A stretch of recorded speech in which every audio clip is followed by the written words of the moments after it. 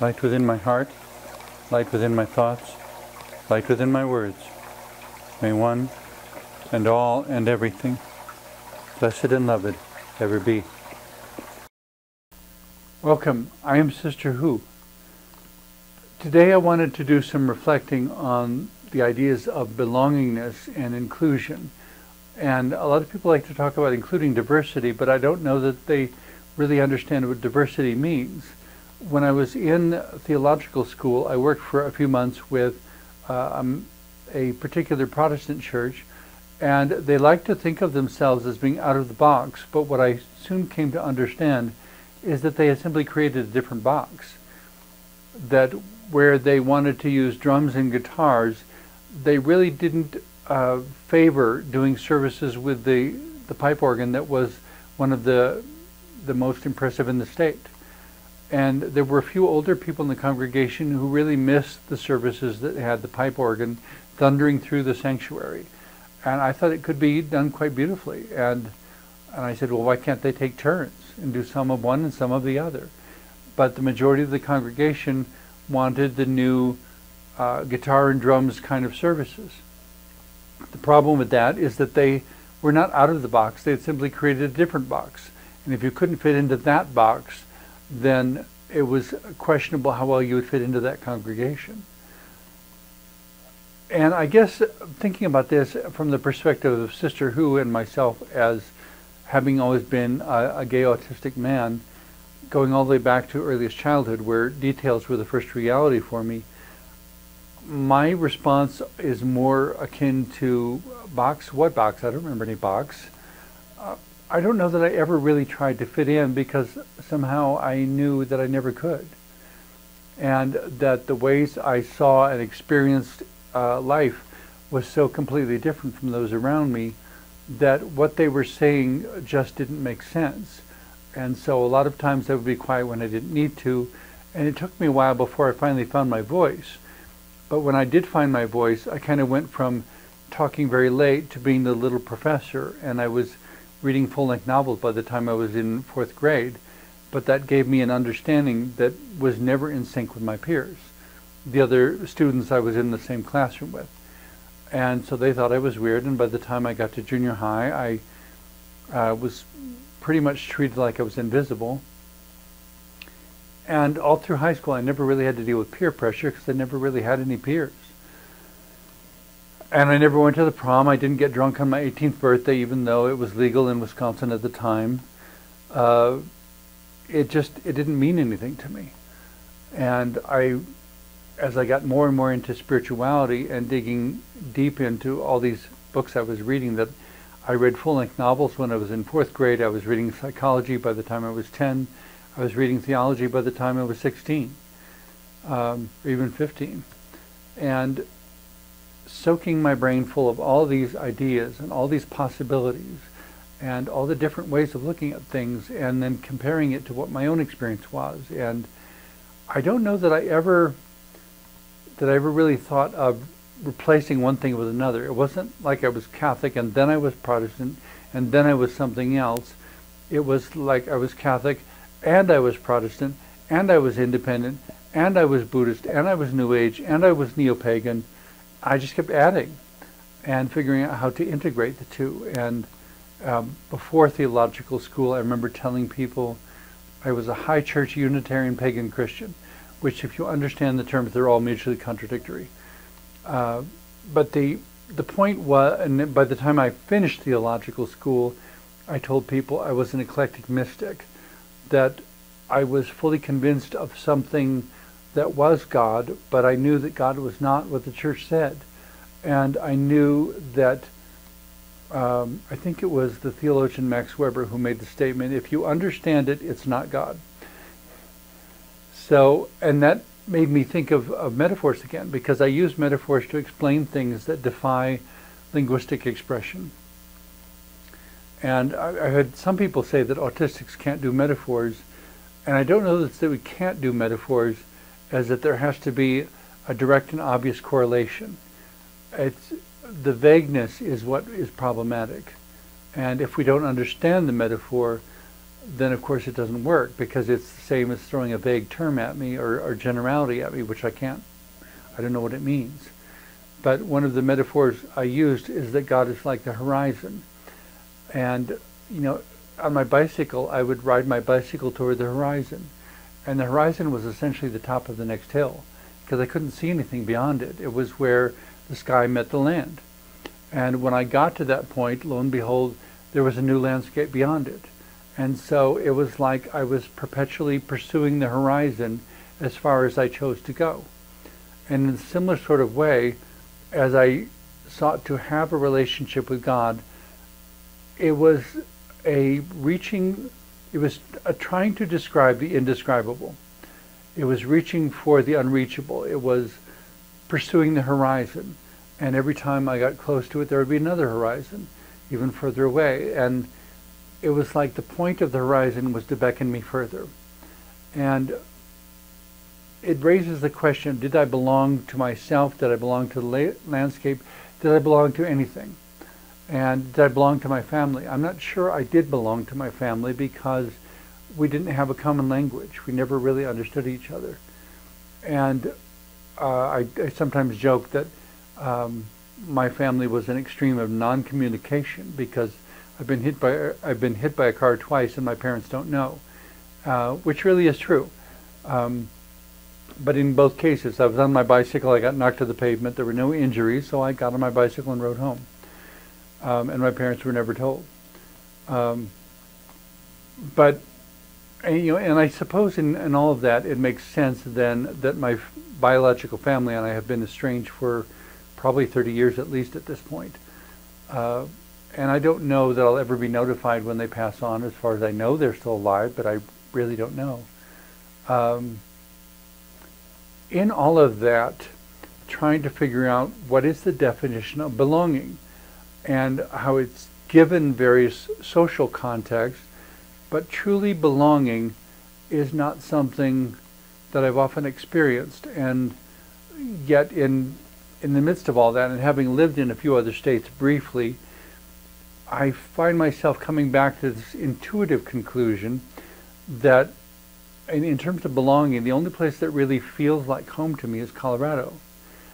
And yet I don't quite know why, because I find the people around me very difficult to communicate with, and the situations difficult to mesh with because of the focus on economics and so forth that is going on at the present time. And yet I know that if I ever walk to the top of a high mountain, I feel more at home than I feel anywhere else on earth. And yet it's something mysterious. It's something beyond myself. It's feeling part of something larger, I guess. And that sense of belonging that comes from a spiritual or intuitive place rather than from a social place. If we're looking for social belonging or political belonging, that's a much more limited term than this transcendent belongingness that I've experienced. And can I give that to somebody else by leading them where I've been? No, I can't. Because like any spiritual experience, you can only have your own experience. You can never have someone else's. But it forces different questions on me. And so rather than run from the questions, I try to answer them and I wrestle with them. And I understand that all my answers are tentative, that as soon as I have new information or new experiences or new understanding, that my definition will change too. In all of that, however, it's as if this belongingness is something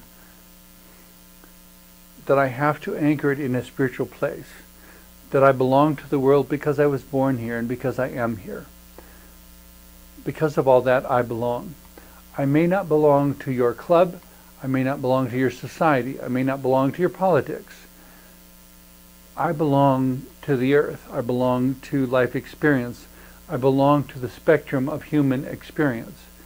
That as much as people go out of their way, for reasons beyond me, to deny that sisterhood exists or ever has, I find it terribly amusing that in contacting a local organizer a number of years ago, and continually having the argument about being economically inclusive, that if they make things so expensive that the poor people cannot afford to participate, they will be essentially taking what is gay and what is lesbian, what is bisexual, what is all that, transgender, all that stuff, that taking that and putting it only in the hands of the rich.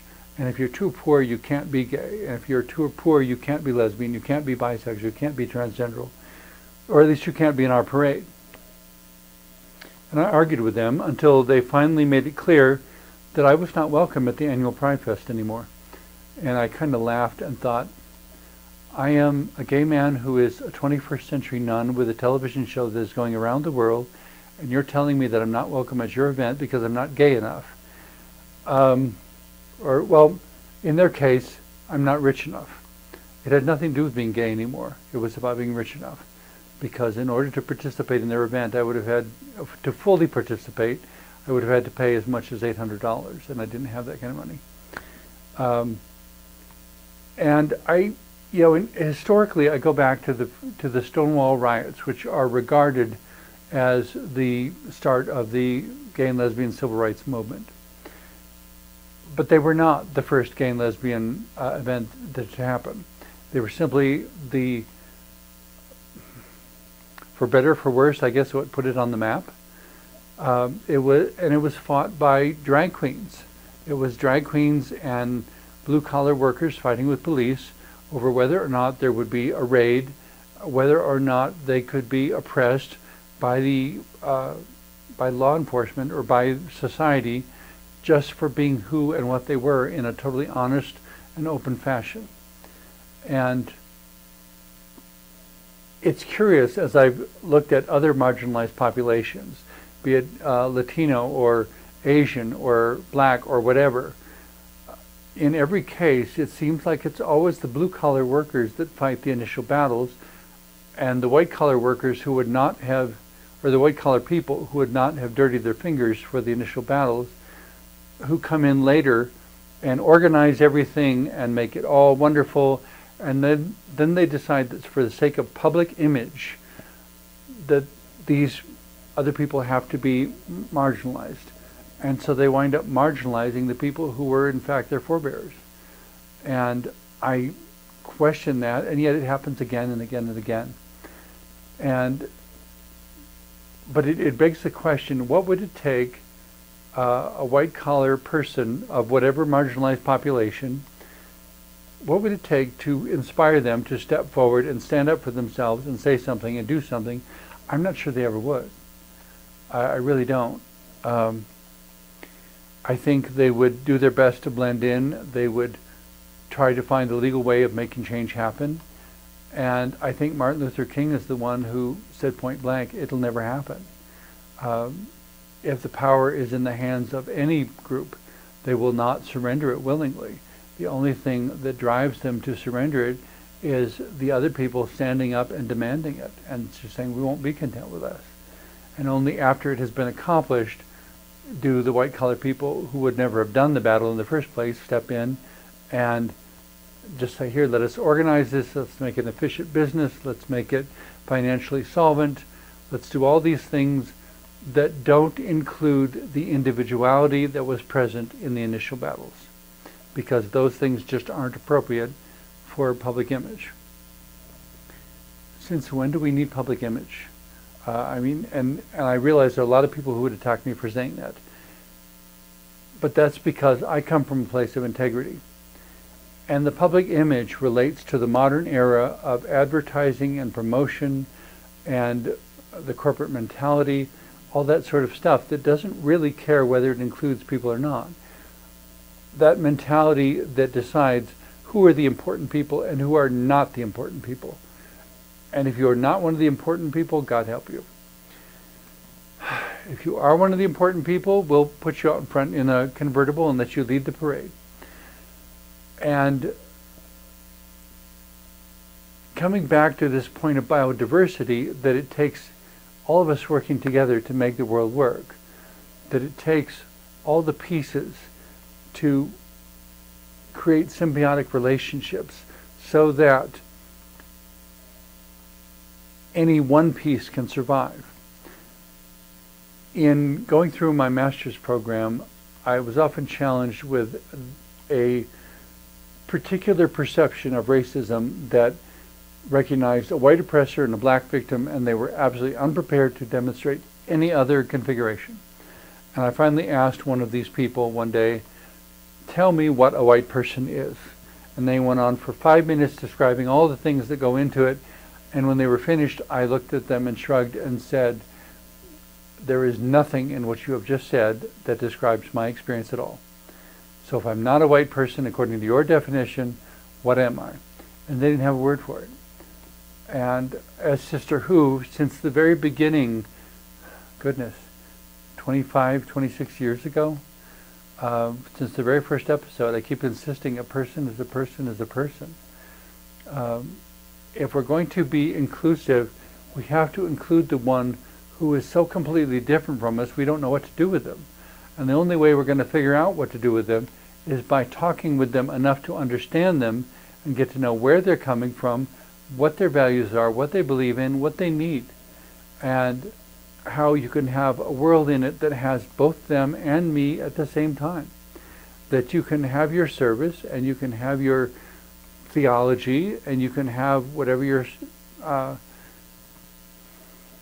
ideas or ideological positions are. You can be you. But the challenge is, for me, the challenge is not getting someone to agree with me, but getting whoever it is to their next step of growth. If the challenge is them learning how to be themselves. If what they are after is being the embodiment of somebody else's expectations, they will run out of time and they will run out of life before they ever get around to doing what they were born to do. If you want a more conservative approach to theology, you're going to have to work it out in a way that actually makes sense with all that is. Because you were born into a world of all that is, and you have to take all that is and come up with a theological way of explaining it that works for you. And if that is more conservative or more liberal in comparison to someone else's, I don't care, as long as it works for you, without lying to yourself about who and what you are, and without lying to yourself about who and what your neighbor is. You can be as conservative as you want, but come up with a system that works. And if you haven't come up with a system that works, don't be upset with somebody for pushing it aside because it doesn't.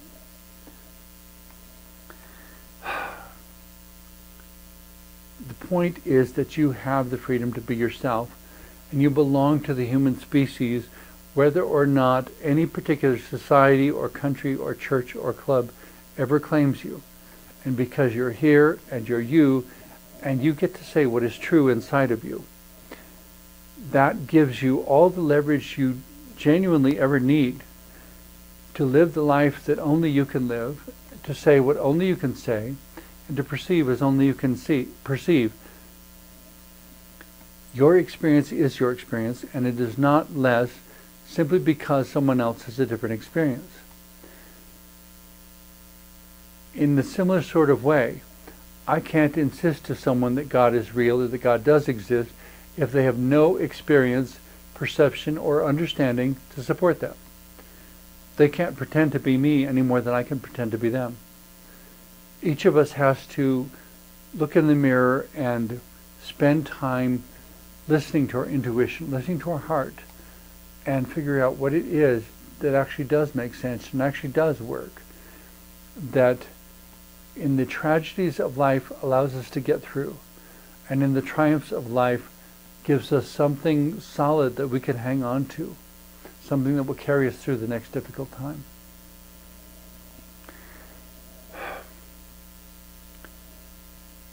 If we're, well, going back to inclusiveness, somebody once introduced me, or somebody once said to me, my church is inclusive. And I said, if you want to test that theory, have Sister Who come with you. If they include me, then you can say that your church is inclusive. If Sister Who walks through the door and everyone's mouth falls open and they shun me like I'm not there, we'll know that you're fooling yourself and that you are not as inclusive as you think you are. And so he insisted that Sister Who accompany him to church one day. And they were great for whatever it's worth, but they didn't have anything that they did not have a way of including me in what they were doing. I essentially had to jump onto their bandwagon. And I find in a lot of relationships it's a similar sort of thing, that for economic reasons one has to move into the other's world. And ultimately it always falls apart because you can't become something else for the other person. You can't move into his world or her world and be what he or she wants or what his or her world wants. You still have to be yourself and figure out whether they have a place in their world for a person as anomalous and unique and individualistic as you. Ideally, we will find room. The world found room for Leonardo da Vinci. The question is whether they did so within his lifetime or after it. Because he was such a phenomenal painter and sculptor, they did find room for him while he was still living. But I'm sure there are a lot of other things he would have liked to have done if the world had been more supportive. I had to laugh, and of course it's written that way, it's anachronistic, it's double entendre, whatever, but I had to laugh in the movie Ever After when Leonardo da Vinci shows up as the artist in residence for a particular French court, and he had such a wonderful deadpan sense of humor in that movie, and the prince says how wonderful, I can't remember how he put it now, the king of all that is forward has come to the kingdom of all that is backward, or something like that, speaking of his father as being backward and Leonardo da Vinci as forward. And Leonardo responds, I'm just second choice. Michelangelo was trapped under a ceiling, which of course is a reference to the Sistine Chapel ceiling that Michelangelo painted. But for him to present himself as being second choice, and it seems like throughout the movie what he really wanted to do was invent. He could paint and he could sculpt in ways that were phenomenal to others, but what he really wanted to do was invent. And I have to wonder, in a similar way, if there isn't untapped creativity within each of us, if there are things that only we would figure out how to solve, and that we would solve in ways that nobody else would. And if that's the case, how much of us is being shut down, censored, locked in a box, hidden away, not shared with the world, simply because the world is pursuing this ridiculous word normal and trying to make everything standardized and conformist. I sometimes joke with people that normal is a setting on the washing machine, that it doesn't really apply to people at all. But of course it's not even a setting on every washing machine anymore. So but there are a lot of people I meet who say that they don't believe in normal, but then they act like they do. And the minute Sister Who walks through the door, kind of like I said to that coworker when he invited me to go to his church, if Sister Who comes through the door and they don't freak out, then you'll know whether or not they're accepting, whether they really are inclusive or whether they just say they're inclusive. It's kind of the dilemma that I think some people find themselves in, that they want to describe themselves to others as generous, but they want to do so without giving anything away. And it reminds me of an episode of Head of the Class that I saw on TV many years ago, and I loved it. There's a black girl who's been getting in trouble with the principal constantly, and she, in a last-ditch effort, he sends her to the advanced class with all these other students who are very advanced, and she goes in there and he makes some statement about a historical figure, I don't remember who now, and she basically says bull and gets up and walks to the door, and he says, where are you going? And she says, aren't you going to send me to the office for saying bull? And he said, in this class you get to say bull, but you have to back it up. And that's when her eyes light up and she begins to tell them about 5 minutes of all the reasons that the statement the teacher just made could not possibly be true. And everyone applauds. And she is so surprised that she gets to say whatever she wants as long as she can back it up. And in a similar sort of way, I want people to have that kind of freedom in life. I want them to be able to say whatever they want to say, but I want them to know why they're saying it. And it's not just me wanting it, it's what gives that person integrity with which they can confront all the craziness of the world and the human race. Why do they call it a human race if nobody ever wins? Well, in the human race, if you can get through this life with integrity and do what you were born to do and create what only you can create, in my opinion, you are absolutely success, and you have won. And you won the human race. Another one of the videos that I recommend to all my friends is the documentary called The Singing Revolution, about the march of Estonia from being a Soviet republic to being an independent nation, and how many people died along the way, and what they had to go through. And yet, in the end, because they found the solidarity of being the Estonian people, they found their independence, and they found themselves as a nation of song that I think the advertising poster was something like 1 million voices raised in song and the topple of an empire or something like that. Is it impossible? I don't know. I just know that we have to try. Thank you so much for watching. I hope that something I've said in the last half hour has been helpful to you. Please don't ever give up being you, because the world is waiting to see all that entails. Thank you.